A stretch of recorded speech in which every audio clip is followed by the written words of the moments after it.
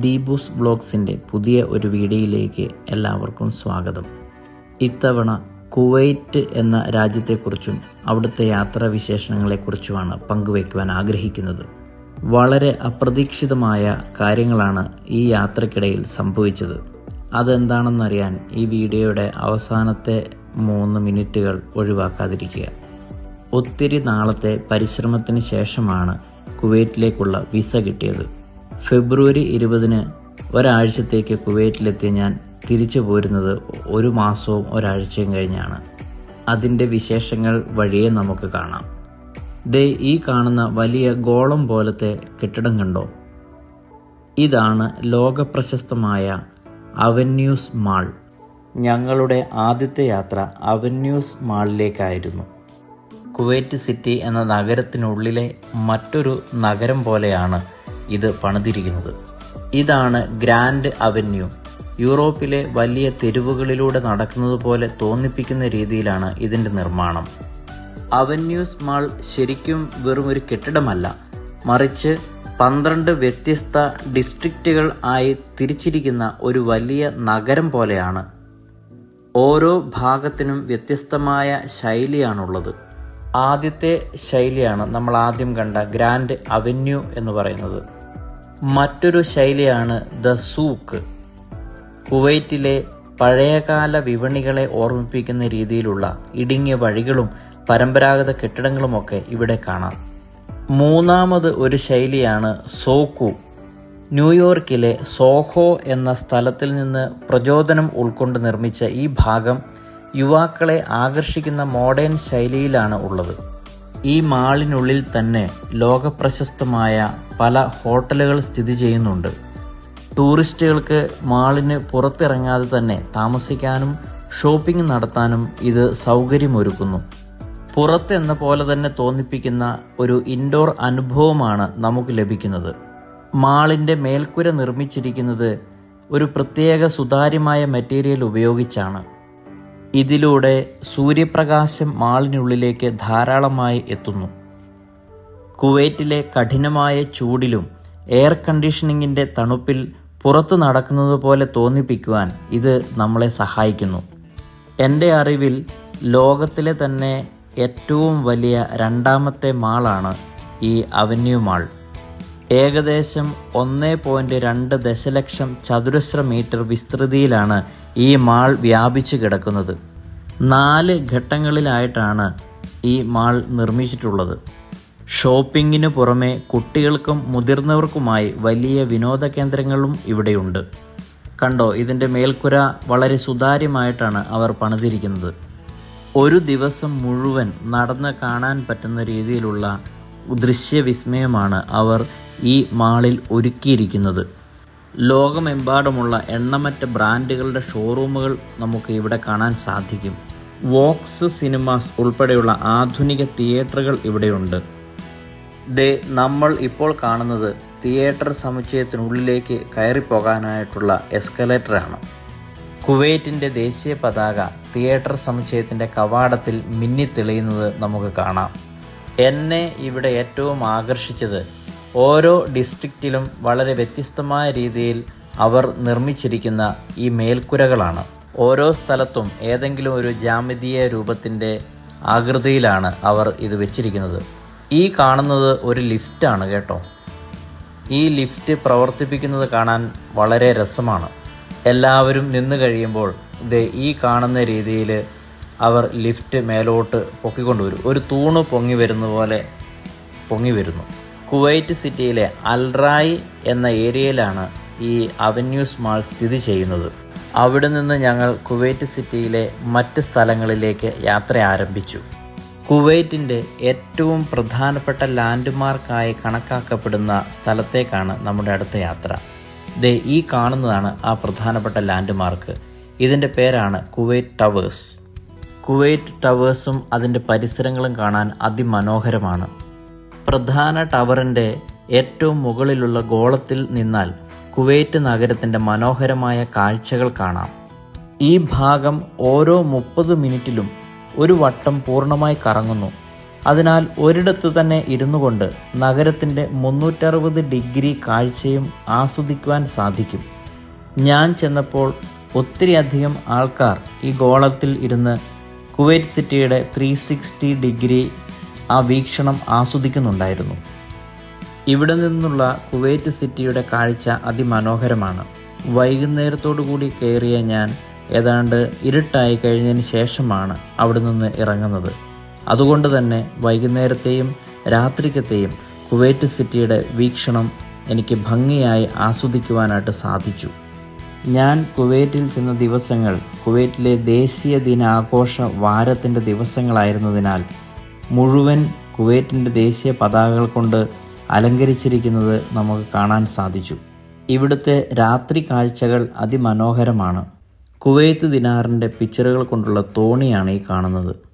Kuwait ടവറിൻ്റെ ദൂരക്കാഴ്ച അതിമനോഹരമല്ലേ? ഈ മനോഹരമായ കാഴ്ചകളും കണ്ട് കടൽ തീരത്തുകൂടി ഞങ്ങൾ കുറച്ച് സമയം മുന്നോട്ട് നടന്നു. കുവൈറ്റ് ടവറിൻ്റെ ഗോളങ്ങൾ അലങ്കരിച്ചിരിക്കുന്നത് ഏകദേശം 41,000 സ്റ്റീൽ ഡിസ്കുകൾ ഉപയോഗിച്ചാണ്. നീല, പച്ച, ഗ്രേ നിറങ്ങളിലുള്ള 8 വ്യത്യസ്ത ഷെയ്ഡുകൾ ഇതിനായി ഉപയോഗിച്ചിട്ടുണ്ട്. പള്ളികളിലെ താഴികക്കുടങ്ങളെയും അറബിക്കടലിൻ്റെ നിറത്തെയുമാണ് ഇത് പ്രതിനിധീകരിക്കുന്നത്. അതും കണ്ട് കുവൈറ്റ് സിറ്റിയുടെ വിരിമാറിലൂടെ ഒരു നൈറ്റ് ഡ്രൈവ് നടത്തി ഞങ്ങളുടെ അന്നത്തെ ദിവസം ഞങ്ങൾ അവസാനിപ്പിച്ചു. നമ്മൾ നേരത്തെ കണ്ട അവന്യൂ മാളിൻ്റെ രാത്രി കാഴ്ചയാണിത്. എപ്പോഴും ഓർത്തു വയ്ക്കാവുന്ന മനോഹരമായ യാത്രയാണ് ആദ്യ ദിവസം സമ്മാനിച്ചത്. ഞങ്ങളുടെ അടുത്ത യാത്ര ലോകത്തിലെ തന്നെ ഏറ്റവും നീളം കൂടിയ കടൽപ്പാലങ്ങളിൽ ഒന്നായ ഷെയ്ഖ് ജാബർ അൽ അഹമ്മദ് അൽ സബാ കോസ്വേയിലേക്കായിരുന്നു. കുവൈറ്റ് സിറ്റിയിൽ നിന്ന് കടലിലേക്ക് ഒരു പാലം കിടക്കുന്നത് നമുക്ക് കാണാം. ഈ പാലത്തിൽ നിന്ന് കുവൈറ്റ് സിറ്റി കാണാൻ അതിമനോഹരമാണ്. ഈ പാലത്തിൻ്റെ ആകെ നീളം ഏകദേശം 48.5 കിലോമീറ്ററാണ്. ഇതിൽ കടലിന് മുകളിലൂടെയുള്ള ഭാഗം മാത്രം 36.1 കിലോമീറ്റർ വരും. കടലിന് മുകളിലൂടെ നിർമ്മിക്കപ്പെട്ട ലോകത്തിലെ ഏറ്റവും നീളമേറിയ പാലങ്ങളിൽ ഒന്നാണിത്. ഈ പാലം വരുന്നതിന് മുമ്പ് കുവൈറ്റ് സിറ്റിയിൽ നിന്ന് വടക്കൻ സുബിയ ഭാഗത്തേക്ക് എത്താൻ കരമാർഗം ഏകദേശം 70 മുതൽ 90 മിനിറ്റ് വരെ എടുക്കുമായിരുന്നു. എന്നാൽ ഈ പാലം വന്നതിനാൽ ഇപ്പോൾ വെറും 20 മുതൽ 30 മിനിറ്റ് കൊണ്ട് ഈ ദൂരം പിന്നിടാൻ സാധിക്കും. ഇവിടെ മനോഹരമായ ഒരു ബീച്ചുണ്ട്. അതിൻ്റെ പേരാണ് ഷുമൈമ ബീച്ച്. വളരെ ശാന്തവും മനോഹരവുമായ ഒരു തീരപ്രദേശമാണ് ഷുമൈമ ബീച്ച്. ഗൂഗിളിൽ ഷുമൈമ ബീച്ച് എന്ന് ടൈപ്പ് ചെയ്ത് കൊടുക്കുമ്പോൾ നമുക്ക് ഒത്തിരിയധികം മനോഹരമായ ഫോട്ടോകൾ ലഭിക്കും. കുറേ കെട്ടിടങ്ങളുടെ ഫോട്ടോകൾ. പക്ഷേ ഇപ്പോൾ ആ കെട്ടിടങ്ങളൊന്നും തന്നെ ഇവിടെ ഇല്ല. അതെല്ലാം ഗവൺമെൻറ് പൊളിച്ചു മാറ്റി. പാലം വന്നതിന് ശേഷം ഇവിടേക്ക് എത്തിപ്പെടാൻ ഇപ്പോൾ വളരെ എളുപ്പമാണ്. സന്ധ്യയായപ്പോൾ തിരിച്ച് ഞങ്ങൾ വീണ്ടും പാലത്തിലൂടെ കുവൈറ്റ് സിറ്റിയിലേക്ക് യാത്ര തിരിച്ചു. പാലത്തിന് ഇടയിലായി കടലിൽ 2 വലിയ കൃത്രിമ ദ്വീപുകൾ സൗത്ത് ഐലൻഡ്, നോർത്ത് ഐലൻഡ് എന്നീ പേരുകളിൽ നിർമ്മിച്ചിട്ടുണ്ട്. പാലത്തിൻ്റെ മധ്യഭാഗം കുവൈറ്റിൻ്റെ പാരമ്പര്യമായ ധൗ എന്ന പായ്ക്കപ്പലിൻ്റെ ആകൃതിയിലാണ് രൂപകൽപ്പന ചെയ്തിരിക്കുന്നത്. ഇത് കുവൈറ്റിൻ്റെ സമുദ്ര പാരമ്പര്യത്തെ അനുസ്മരിപ്പിക്കുന്നു. നേരത്തെ പറഞ്ഞ 2 കൃത്രിമ ദ്വീപുകളും ഭാവിയിൽ ടൂറിസം കേന്ദ്രങ്ങളും റെസ്റ്റോറൻറ്റുകളുമായി വരാൻ സാധ്യതയുണ്ട്. പാലം കഴിഞ്ഞ് വീണ്ടും ഞങ്ങൾ കുവൈറ്റ് സിറ്റിയുടെ വർണ്ണശബളമായ ആ മനോഹാരിതയിലേക്ക് ഊളിയിട്ടു. രാത്രിയിൽ കുവൈറ്റ് സിറ്റി കാണാൻ അതിമനോഹരമാണ്. അമ്പരചുംബികളായ കെട്ടിടങ്ങൾ വിവിധ നിറങ്ങളിലുള്ള ലൈറ്റുകളിൽ കുളിച്ചു കിടക്കുന്നത് കാണാൻ പ്രത്യേക ഭംഗി തന്നെയുണ്ട്. കുവൈറ്റ് സിറ്റിയുടെ ഏറ്റവും സെൻറ്റർ ഭാഗം കാണുവാനാണ് ഞങ്ങൾ പോയത്. കുവൈറ്റ് സിറ്റിയുടെ ഹൃദയഭാഗത്ത് സ്ഥിതി ചെയ്യുന്ന ചരിത്രപ്രസിദ്ധമായ ഒരു പൊതു ചത്വരമാണ് സഫാത്ത് സ്ക്വയർ. കുവൈറ്റിൻ്റെ വാണിജ്യ രാഷ്ട്രീയ ചരിത്രത്തിൽ വളരെ പ്രധാനപ്പെട്ട ഒരു സ്ഥാനമാണ് ഈ സ്ഥലത്തിനുള്ളത്. പണ്ട് കാലത്ത് കുവൈറ്റിലെ ഏറ്റവും പ്രധാനപ്പെട്ട വ്യാപാര കേന്ദ്രമായിരുന്നു സഫാത്ത് സ്ക്വയർ. വെറുമൊരു വിപണി എന്നതിലുപരി പഴയ കാലത്ത് ജനങ്ങൾ ഒത്തുകൂടി വാർത്തകളും വിശേഷങ്ങളും പങ്കുവച്ചിരുന്ന ഒരു പൊതുവേദി കൂടിയായിരുന്നു ഇത്. ദേ ഈ കാണുന്നതാണ് സഫാത്ത് സ്ക്വയറിലെ ഏറ്റവും പ്രധാനപ്പെട്ട സ്ഥലം. കുവൈറ്റിൻ്റെ ആധുനികവൽക്കരണത്തിന് സാക്ഷ്യം വഹിച്ച ഈ സ്ഥലം രാജ്യത്തിൻ്റെ സാംസ്കാരിക പൈതൃകത്തിൻ്റെ പ്രതീകമാണ്. ഇതിൻ്റെ തൊട്ടടുത്ത് തൊട്ടടുത്തായി സ്ഥിതി ചെയ്യുന്ന ഈ കാണുന്നതാണ് സൂക്ക് അൽ മുബാരക്കിയ എന്ന് പറയുന്ന ഓൾഡ് മാർക്കറ്റ്. ആധുനിക മാളുകൾ എത്രയൊക്കെ വന്നാലും മുബാരക്കിയ നൽകുന്ന ആ പഴയകാല അറബിക് അനുഭവം മറ്റൊരിടത്തും കിട്ടില്ല. 200 വർഷത്തിലധികം പഴക്കമുള്ള മാർക്കറ്റാണിത്. സിറ്റി സെൻറ്ററിൻ്റെ വിശേഷങ്ങൾ ഒത്തിരി അധികമുണ്ട്. കൂടുതൽ ഉൾക്കൊള്ളിക്കാൻ കഴിഞ്ഞിട്ടില്ല. അവർ ലേഡി ഓഫ് അറേബ്യ എന്ന പേരിലുള്ള മൈനർ ബസിലിക്കയാണ് ഇത്. ഇത് സ്ഥിതി ചെയ്യുന്നത് കുവൈറ്റിലെ അൽ അഹമ്മദി എന്ന് പറയുന്ന സ്ഥലത്താണ്. അവിടെ കുവൈറ്റ് നാഷണൽ ഓയിൽ കമ്പനിയുടെ വലിയ പ്രദേശമുണ്ട്. ആ പ്രദേശത്തെ ഗാർഡനിൽ കുവൈറ്റിൻ്റെ ദേശീയ ദിനാഘോഷത്തോട് അനുബന്ധിച്ചുള്ള ദീപാലങ്കാരങ്ങളാണ് ഈ കാണുന്നത് മുഴുവനും. ഇത് കാണാൻ ഒത്തിരി പേർ ഇവിടെ വന്നിട്ടുണ്ട്. ഈ പ്രദേശം മുഴുവനും കുവൈറ്റ് നാഷണൽ ഓയിൽ കമ്പനിയുടെ ഭാഗമാണ്. കുവൈറ്റിൻ്റെ ദേശീയതയെയും സംസ്കാരത്തെയും പാരമ്പര്യത്തെയും ഒക്കെ വിളിച്ചോതുന്ന തരത്തിലുള്ള അലങ്കാരങ്ങളാണ് ഇവിടെ മുഴുവനും അവർ സൃഷ്ടിച്ചിട്ടുള്ളത്. KNPC എന്ന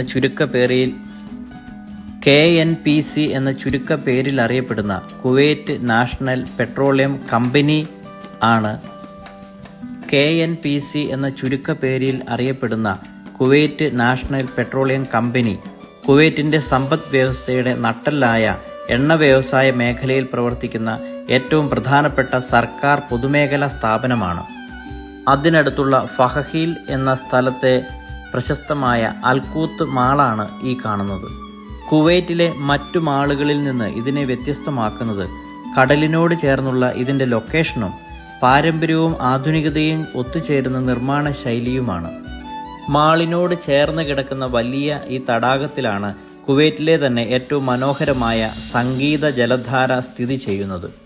വൈകുന്നേരങ്ങളിൽ സംഗീതത്തിനൊപ്പം നൃത്തം ചെയ്യുന്ന ജലധാരയും അതിനു ചുറ്റുമുള്ള ലൈറ്റിങ്ങും കാണാൻ ധാരാളം ആളുകൾ ഇവിടെ എത്താറുണ്ട്. ഇവിടുത്തെ പ്രധാന ആകർഷണങ്ങളിൽ ഒന്നാണിത്. ഇതാണ് കുവൈറ്റിലെ സാൽമിയ ഏരിയയിൽ സ്ഥിതി ചെയ്യുന്ന വളരെ മനോഹരവും ഹരിതാപവുമായ ബൊളിവാർഡ് എന്ന ഹബ്ബ്. രാത്രിയിലാണ് ഈ ഹബ്ബ് സന്ദർശിക്കാൻ സാധിച്ചത്. കുവൈറ്റിലെ മറ്റ് സാധാരണ മാളുകളിൽ നിന്ന് വ്യത്യസ്തമായി പ്രകൃതി ഭംഗിക്കും ഔട്ട്ഡോർ ആക്ടിവിറ്റികൾക്കും പ്രാധാന്യം നൽകിക്കൊണ്ടാണ് ഇത് നിർമ്മിച്ചിരിക്കുന്നത്. കുവൈറ്റ് പോലെ ചൂട് കൂടിയ ഒരു രാജ്യത്ത് വലിപ്പമേറിയ ഒരു പാർക്ക് തന്നെയാണ് ബൊളിവാർഡ് ഒരുക്കിയിരിക്കുന്നത്. ബൊളിവാർഡിൻ്റെ നടുവിലായി മനോഹരമായ ഒരു കൃത്രിമ തടാകവും അതിലേക്ക് ഒഴുകിയെത്തുന്ന ചെറിയ അരുവികളും നിർമ്മിച്ചിട്ടുണ്ട്. ഈ തടാകത്തിന് മുകളിലൂടെയുള്ള പാലങ്ങളിലൂടെയുള്ള നടത്തവും വൈകുന്നേരങ്ങളിലെ കാഴ്ചയും വളരെ മനോഹരമാണ്. നഗര തിരക്കുകളിൽ നിന്ന് മാറി ശുദ്ധമായി ശ്വസിക്കാൻ പറ്റിയ ഒരിടമാണ് ഈ ബൊളിവാർഡ് എന്ന് പറയുന്ന പാർക്ക്. കുവൈറ്റിൻ്റെ ഒരു വലിയ പ്രത്യേകത, ചില സമയങ്ങളിൽ അന്തരീക്ഷത്തിൽ വലിയ പൊടിക്കാറ്റുകൾ വീശും. അപ്പോൾ അന്തരീക്ഷം മുഴുവൻ പൊടി നിറയും. അപ്പോൾ നമുക്ക് ഒന്നും കാണാൻ സാധിക്കില്ല. എന്നാൽ ചില സമയങ്ങളിൽ വളരെ തെളിഞ്ഞു നിൽക്കുന്ന അന്തരീക്ഷമായിരിക്കും. അപ്പോൾ നമുക്ക് എല്ലാ കാര്യങ്ങളും അതിമനോഹരമായി കാണാൻ സാധിക്കും. അത്തരത്തിൽ തെളിഞ്ഞ ഒരു കാലാവസ്ഥയായിരുന്നു പിറ്റേ ദിവസം ഞങ്ങൾക്ക് ലഭിച്ചത്. അൽ ബഹാർ ഹിസ്റ്റോറിക്കൽ വില്ലേജും അതിനോട് അനുബന്ധിച്ചുള്ള ചെറിയ ഒരു ഗാർഡനുമാണ് നമ്മൾ ഇപ്പോൾ കാണുന്നത്. ഞങ്ങൾ ഇറങ്ങിയ ദിവസം പബ്ലിക് ഹോളിഡേ ആയിരുന്നതിനാൽ ഇത് തുറന്നു കാണാനായിട്ട് ഞങ്ങൾക്ക് സാധിച്ചില്ല. അതുകൊണ്ട് തന്നെ ഗാർഡനിൽ ഞങ്ങളുടെ സമയം ഞങ്ങൾ ചെലവഴിച്ചു. അവിടെ നിന്ന് ഞങ്ങൾ പോയത് കുവൈറ്റ് ടവറിൻ്റെ അടുത്തുള്ള ബീച്ചിലേക്കായിരുന്നു. അവിടെയുള്ള ഫിഷിംഗ് റാമ്പിൻ്റെ അങ്ങേ തലക്കിലുള്ള ഹെഡ് ഓഫ് ദി ബ്രിഡ്ജിൽ നിന്ന് നോക്കുമ്പോൾ കാണുന്ന കുവൈറ്റ് സിറ്റിയുടെ കാഴ്ച ഒരു ഫോട്ടോ ഫ്രെയിമിൽ കാണുന്ന പോലെ നമുക്ക് തോന്നും. വളരെ മനോഹരമാണ് അത് കാണാൻ. ഇതാണ് ഷെയ്ഖ് ജാബർ അൽ അഹമ്മദ് കൾച്ചറൽ സെന്റർ. കുവൈറ്റ് സിറ്റിയിലെ ഗൾഫ് റോഡിൽ സ്ഥിതി ചെയ്യുന്ന ഈ കേന്ദ്രം കുവൈറ്റ് ഓപ്പറ ഹൗസ് എന്ന പേരിലും അറിയപ്പെടുന്നു. ഈ സമുച്ചയത്തിൻ്റെ ഏറ്റവും വലിയ ആകർഷണം ഇതിൻ്റെ വാസ്തുവിദ്യയാണ്. ഇതാണ് ജാബർ അൽ അഹമ്മദ് ഇൻ്റർനാഷണൽ സ്റ്റേഡിയം. കുവൈറ്റിലെ ഒരു പ്രധാന വിനോദ വിദ്യാഭ്യാസ കേന്ദ്രമായ ലിറ്റിൽ ജംഗിൾ ആണ് ഈ കാണുന്നത്. കുട്ടികൾക്കും കുടുംബങ്ങൾക്കും പ്രകൃതിയോടും മൃഗങ്ങളോടും ഇണങ്ങി സമയം ചിലവഴിക്കാൻ പറ്റിയ ഒരു മനോഹരമായ പെറ്റിംഗ് സൂ അഥവാ ഫാം ഹൗസ് ആണിത്. സാധാരണ മൃഗശാലകളിൽ നിന്ന് വ്യത്യസ്തമായി ഇവിടെയുള്ള പല മൃഗങ്ങളെയും സന്ദർശകർക്ക് അടുത്ത് കാണാനും അവയ്ക്ക് ഭക്ഷണം നൽകാനും തൊട്ടുനോക്കാനുമൊക്കെ സാധിക്കും. കുതിരകൾ, പോണികൾ, ഒട്ടകങ്ങൾ, ലാമകൾ, ആടുകൾ, പലതരം മാനുകൾ, വിവിധയിനം പക്ഷികൾ എന്നിവയൊക്കെ ഇവിടെ പാർപ്പിച്ചിട്ടുണ്ട്. കങ്കാരുവിനെ വരെ ഇവിടെ കാണാൻ സാധിച്ചു. ഞാൻ ജീവിതത്തിൽ ആദ്യമായി കാണുന്ന പലതരത്തിലുള്ള ജീവികളെ ഇവിടെ കാണാൻ സാധിച്ചു. പലതിൻ്റെയും പേര് ഇപ്പോൾ ഞാൻ ഓർക്കുന്നില്ല. കുട്ടികൾക്കായി പല വിധത്തിലുള്ള ആക്ടിവിറ്റികൾ ഇവിടെ ഒരുക്കിയിട്ടുണ്ട്. കുട്ടികൾക്ക് മൃഗങ്ങളെക്കുറിച്ച് പഠിക്കാനും അവയോട് സ്നേഹം വളർത്താനും ഇത് ഒത്തിരിയേറെ സഹായിക്കുന്നു. കുവൈറ്റിൽ പട്ടം പറത്തൽ ഒരു പ്രധാന വിനോദമാണ്. അതിനുവേണ്ടിയുള്ള ജനപ്രിയമായ ചില സ്ഥലങ്ങൾ കുവൈറ്റിലുണ്ട്. അൽ ഖൈറാൻ എന്ന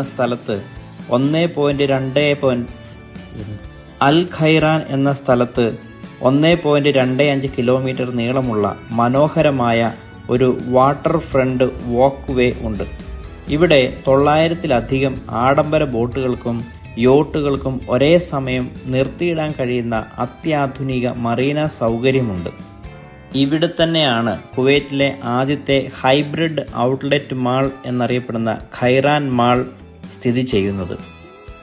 ഔട്ട്ലെറ്റ് ഷോപ്പിംഗും ആഡംബര വിനോദങ്ങളും ഒത്തുചേരുന്ന ഒരിടമാണ് ഈ ഖൈറാൻ മാളും പരിസരവും. കുവൈറ്റിലെ തന്നെ ഏറ്റവും പുതിയതും അത്യാധുനികവുമായ ഒരു വാട്ടർ ഫ്രണ്ട് ഷോപ്പിംഗ് ലക്ഷ്യസ്ഥാനം എന്നാണ് ഈ ഖൈറാൻ മാൾ അറിയപ്പെടുന്നത് തന്നെ. ലോക പ്രശസ്തമായ 300-ലധികം അന്താരാഷ്ട്ര ബ്രാൻഡുകളുടെ ഷോറൂമുകൾ ഇവിടെയുണ്ട്. ഉയർന്ന നിലവാരമുള്ള ബ്രാൻഡഡ് സാധനങ്ങൾ മികച്ച ഓഫറുകളിലും ഡിസ്കൗണ്ടുകളിലും വാങ്ങാൻ സാധിക്കുന്ന ഔട്ട്ലെറ്റ് രീതിയിലാണ് ഇവിടുത്തെ ഭൂരിഭാഗം കടകളും പ്രവർത്തിക്കുന്നത്. കുടുംബങ്ങൾക്കും കുട്ടികൾക്കുമായി വലിയ വിനോദ സൗകര്യങ്ങളും ഈ മാളിൽ ഒരുക്കിയിട്ടുണ്ട്. പരമ്പരാഗത മാളുകളിൽ നിന്ന് വ്യത്യസ്തമായി വളരെ വിശാലമായ ഒരനുഭവമാണ് ഈ മാൾ നമുക്ക് നൽകുന്നത്. കുവൈറ്റിലെ ഏറ്റവും ഉയരം കൂടിയ ടവറാണിത്. പേര് അൽ ഹംറ ടവർ. ഒത്തിരി അമ്പരചുംബികളായ കെട്ടിടങ്ങൾ ഈ കുവൈറ്റ് സിറ്റിയിൽ കാണാൻ സാധിക്കും. കുവൈറ്റ് സിറ്റിയുടെ ഹൃദയഭാഗത്ത് സ്ഥിതി ചെയ്യുന്ന രാജ്യത്തെ ഏറ്റവും വലുതും മനോഹരവുമായ നഗര പാർക്കാണ് ഈ കാണുന്ന അൽ ഷഹീദ് പാർക്ക്.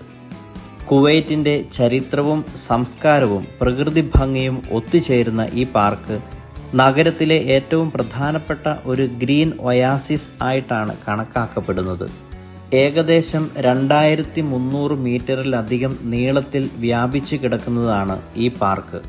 വിശാലമായ പുൽത്തകിടികൾ, മനോഹരമായ കൃത്രിമ തടാകങ്ങൾ, വൈവിധ്യമാർന്ന ചെടികൾ എന്നിവ കൊണ്ട് നിറഞ്ഞതാണ് ഇവിടം.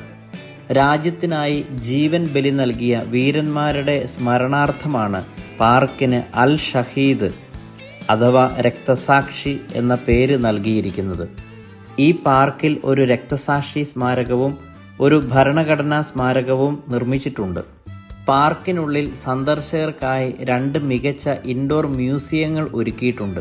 മരുഭൂമിയിലെ സസ്യങ്ങൾ, ജീവികൾ, കുടിയേറ്റ പക്ഷികൾ എന്നിവയെക്കുറിച്ചുള്ള അറിവുകൾ നൽകുന്ന ഒരു പ്രകൃതിശാസ്ത്ര മ്യൂസിയവും കുവൈറ്റിൻ്റെ ചരിത്രം, പ്രധാന യുദ്ധങ്ങൾ, രാജ്യത്തിൻ്റെ അതിജീവനം എന്നിവ പറയുന്ന ഒരു ഡിജിറ്റൽ മ്യൂസിയവും സാംസ്കാരിക പരിപാടികൾക്കായി ഓപ്പൺ എയർ രീതിയിൽ നിർമ്മിച്ച ഒരു വലിയ തിയേറ്റർ ഇവിടെയുണ്ട്.